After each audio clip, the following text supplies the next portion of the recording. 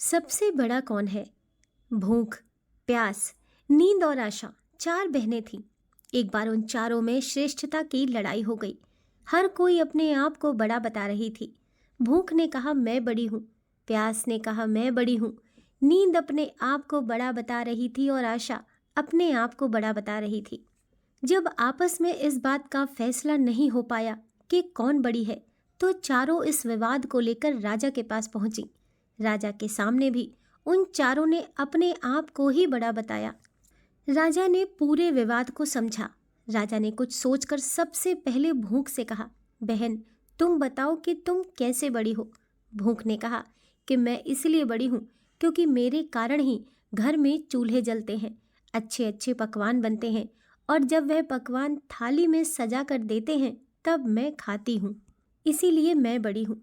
ये सुनकर राजा ने अपने सैनिकों को आदेश दिया कि जाओ, राज्य के प्रत्येक भाग में ये घोषणा कर दो कि आज से कोई अपने घर में चूल्हे न जलाए, पकवान ना बनाए, थाल न सजाए।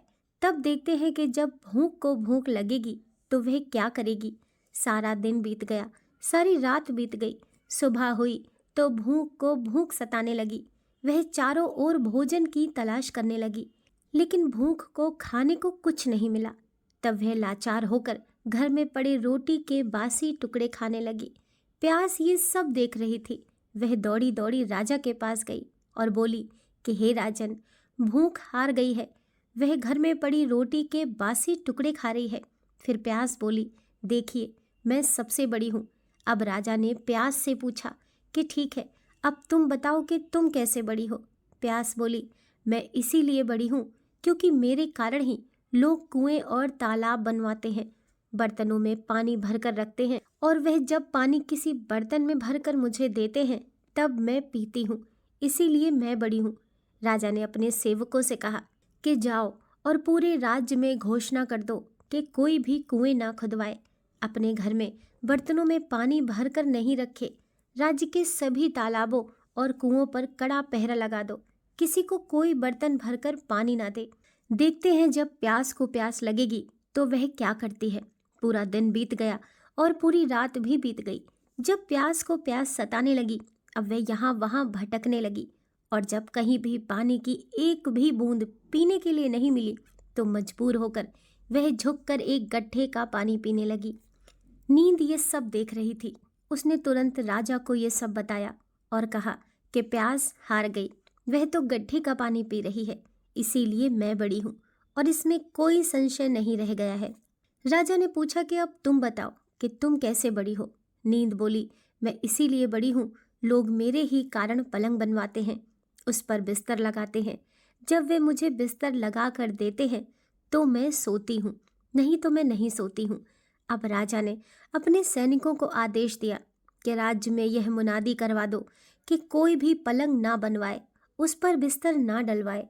जब नींद को नींद आएगी तब देखते हैं कि वह क्या करेगी।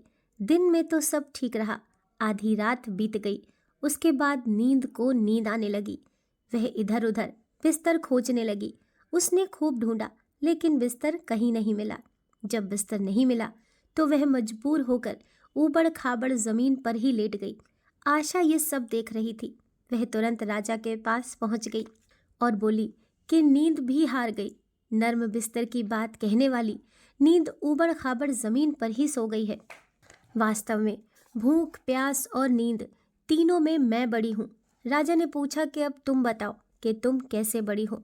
आशा बोली कि मैं इसलिए बड़ी हूँ क्योंकि लोग मेरे कारण ही काम करते हैं, नौकरी धंधा, मेहनत और मजदूरी करते हैं, परेशानियाँ उठाते हैं, लेकिन आशा के दीप को बुझने नहीं देते।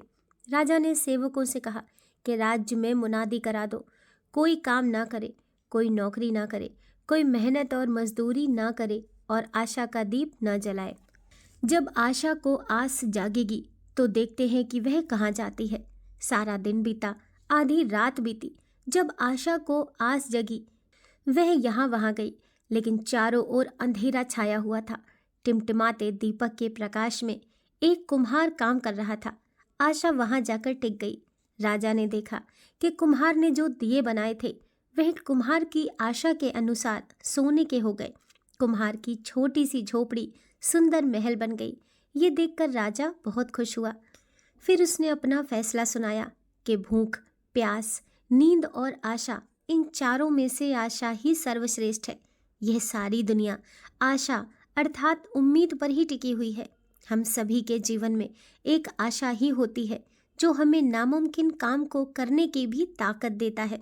आशा घने अंधेरे में रोशनी की उस किरण की तरह है जो मनुष्य को घनघोर कष्ट में भी जीने की प्रेरणा देती है।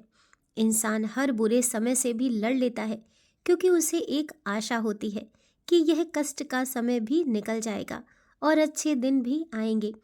यदि इंसान के जीवन में आशा ही ना हो तो वह एक मरे हुए इंसान के समान हो जाएगा। इसीलिए कभी आशा का दामन मत छोड़ना, क्योंकि आशा ही सर्वश्रेष्ठ है।